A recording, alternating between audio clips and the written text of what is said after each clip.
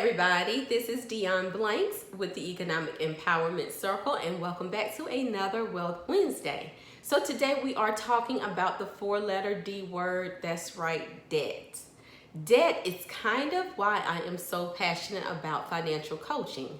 So back in the early 2000s, I will share this with you, I was in debt, a lot of debt, because of various different things that I was doing. And before I knew it, I looked up and I was in a ton of debt and had no clue what I was going to do or how to get out of it. And at the time, I was just so embarrassed to talk about it to anybody that I went through it kind of by myself. I told just a couple of people, of course, those that were close to me. But it's a situation that you don't necessarily want to share with anyone. So you end up kind of spinning your wheels and just praying, please take this debt away from me. You know, I promise not to ever get back in debt if you take it away. Well, guess what? That did not happen. And it probably will not happen in your situation either.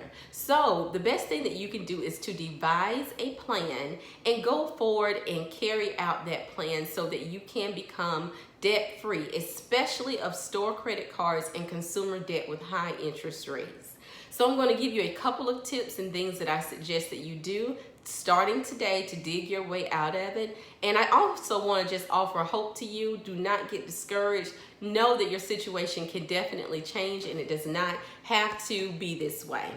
So the first suggestion that I have for you is to actually cut up your credit cards or put them away.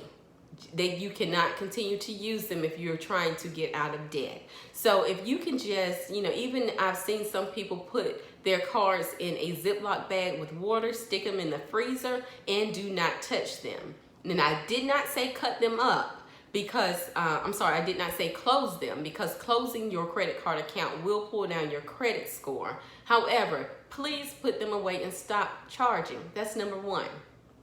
Number two is to establish an emergency savings account of at least $1,000 to $2,000. And I know it seems like, okay, if I'm in debt, why are you talking about saving? It's because most of the time when people charge on their credit cards, it is because of an emergency that they are not able to cover with cash. And if you have an emergency, you have an emergency. What else are you going to do other than trying to figure out where you're going to get the money? Now, if you don't have it, you have to charge. However, if you have it in a savings account, be your own bank and go get that money and use it for your emergencies. So, first, stop using the cards. Secondly, start putting a certain amount every single time you get paid into a savings account.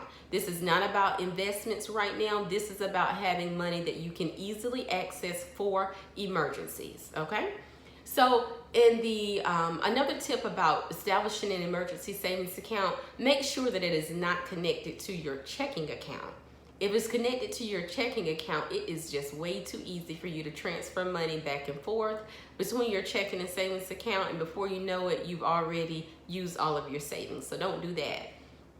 And the third thing that I want you to do is to call all of your creditors, find out how much you owe to each of them, as well as what the minimum payments are and what the interest rate is on all of those credit cards. Then you would need to devise a plan to pay off each of those credit cards one at a time, making sure that you pay the minimum payment every month on time so you are not charged late fees. That is exactly what I do with my financial coaching clients. First, we establish a cash flow plan to see how much money you have left to throw towards your debt. The second thing we do is figure out how much you are going to put towards an emergency savings account. This is not a fully funded emergency savings account because, of course, that would be at least 6 months, 3 to 6 months worth. But this is $1,000 to $2,000 for those special emergencies.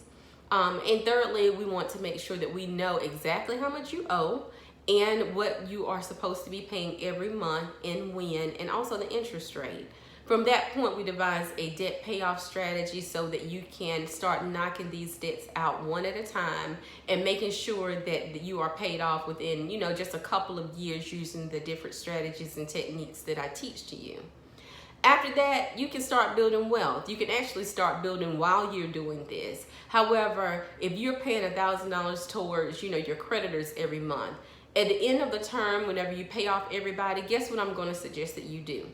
Yeah, If you can pay your creditors $1,000 a month, you can pay yourself $1,000 a month. So instead of devoting all of your money towards paying creditors and paying off debt for things that you probably didn't even need in the first place, we can then redirect your funds and your money towards investments and establishing a retirement account and establishing generational wealth for you and your loved ones. So I would love to help you get started with this. I am well versed. I've been through it myself. I've used this on so many clients and it has worked over and over again as far as establishing savings, a debt payoff plan, and eventually an investment strategy. And we also offer investment education through the Abacus, and I would love to tell you all about it. All you have to do is reach out.